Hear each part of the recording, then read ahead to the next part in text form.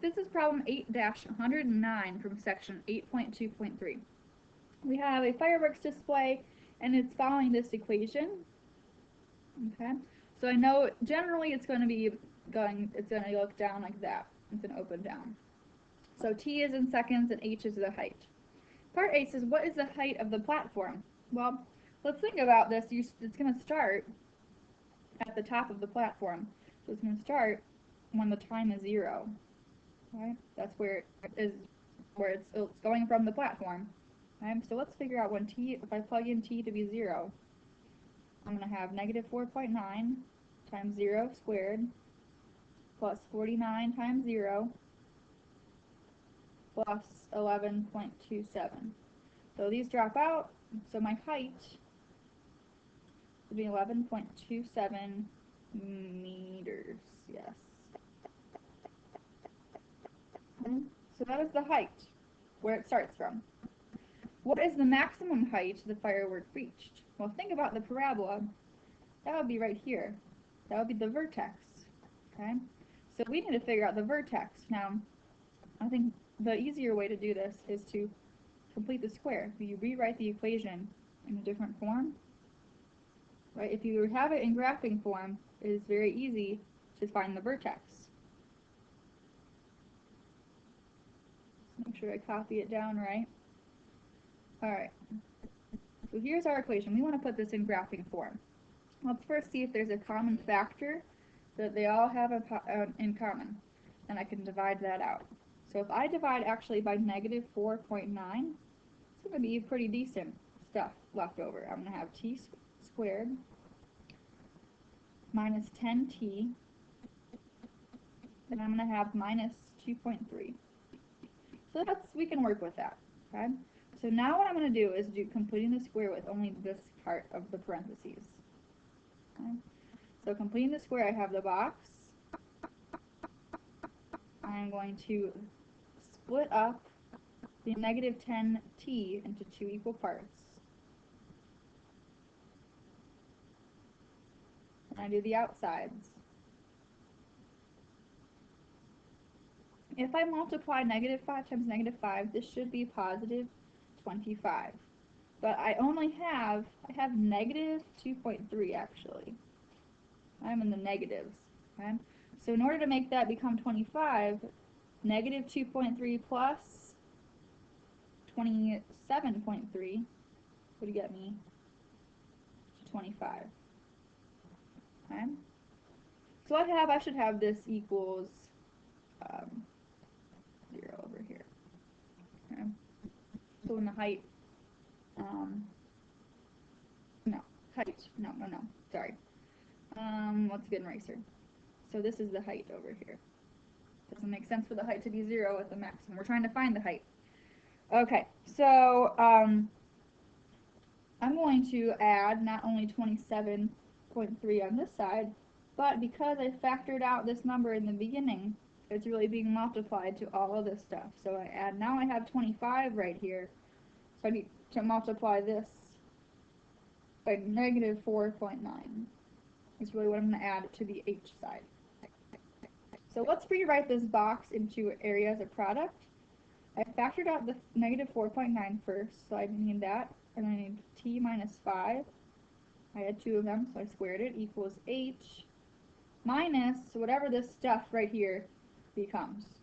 Okay, and that's going to end up being negative 133.77 about. Okay, so I'm trying to get this in graphing form. That's the whole point, and then I can find my vertex easily. Think about these if you want to think of these as x and y. It's the same thing. Okay? I want to get y by itself. So the last step is I'm going to actually add that 133 over to the other side. I have plus 133.77 equals y or h. I guess I kind of changed the variables. Now it is in graphing form. This is not what they asked me to find. They asked me to find the vertex, or the maximum height. The vertex would be the opposite of this number, and keep this number the same, 133.77. That's the vertex. Let's see, what did they ask me to find in part A? what is the maximum height the fireworks reach? My maximum height would be my y value. So 133.77 meters is the max height. Oops. The maximum height. So that's the second part of part A. Okay? So we're getting parts of part A. Make sure you're answering all the questions. There's 3 question marks in A. So you should be answering 3 different things in part A. It says how many seconds until it hits the ground? Okay? So what we would want to do here is we would like to go back down to my work here. And we're going to actually solve this. So it hits the ground not only when it started, right? It started up on the platform right here. But it hits the ground when the height is 0.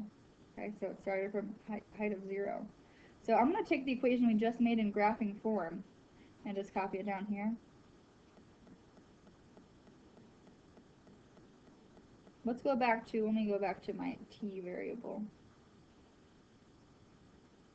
Squared plus 133.77 equals h. Alright, so my height, when I reach the ground, this has really become 0. So now I'm going to solve this. Okay? So I'm going to solve this for t. Dot. Sorry. What a dot there. So I'm going to subtract this 133.77 over. Now you might be thinking, wait, I can't square root a negative. However, we need to get this parentheses by itself first before I square root anything. So I need to divide by negative 4.9. And a negative divided by a negative will end up being a positive number on the right. So that's good. That works out for us. And that's going to be 27.3. Now I can take the square root of both sides. Right, and I'm going to have 2 answers. So I have t minus 5 equals the positive square root, which would be 5.22. Or I have t minus 5 equals the negative square root, so negative 5.22. I want to solve that for t. This is telling me the time when it reached the ground, when its height was 0. So there's 2 answers. Now, maybe one is only going to work. If I add 5 over here, I'm going to have 10.22. If I add 5 over here, I'm going to still be negative 0.22. I can't have time before we started this experiment, really, started the fireworks. So the time that it hits the ground again will be 10.22 seconds. Right? All of this is answering part A, by the way. Right? We've just solved this problem a bunch of different ways. Part B says rewrite the equation in factored form. Now we already found the factors. Right? It's not like you're going to have to do anything extra. I have the factors. Originally I factored out negative 4.9. I'm still going to have that in front.